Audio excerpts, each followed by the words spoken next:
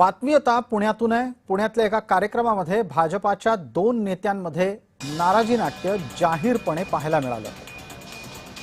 आमदार अभिमन्यू पवार आणि खासदार मेधा कुलकर्णी यांच्यामध्ये हा वाद झाला। हा वाद जातीवर घसरला। अभिमन्यू पवार यांनी या निमित्तानं जात काढत मराठा समाजाच्या कार्यक्रमात तुम्ही बसू नका असं वक्तव्य केलं।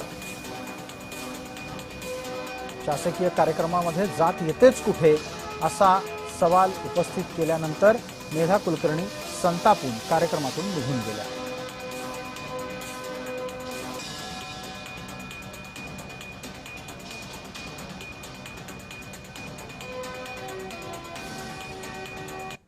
अभिमन्यू पवारांना स्वतःला त्या ठिकाणी बसायचं होतं, म्हणून त्यांची खूप धावधाव तिकडे चालली होती की मी बसतो। अधिकारी असं म्हणाले की याच्यानंतर मेधा कुलकर्णीचं नाव येतं, तर ते असं म्हणाले की हा कार्यक्रम मराठा समाजाचा आहे आणि तुम्ही तिथे बसल्यानंतर कॉन्ट्रोवर्सी होईल। शासकीय प्रोटोकॉलनुसार खुर्च्यांची रचना केलेली असते, त्यांची जात बघून खरंच रचना केलेली नसते।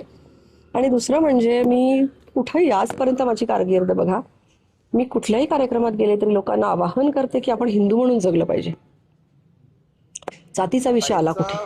गैरसमज झालेला आहे, ताईंचा गैरसमज झालेला आहे।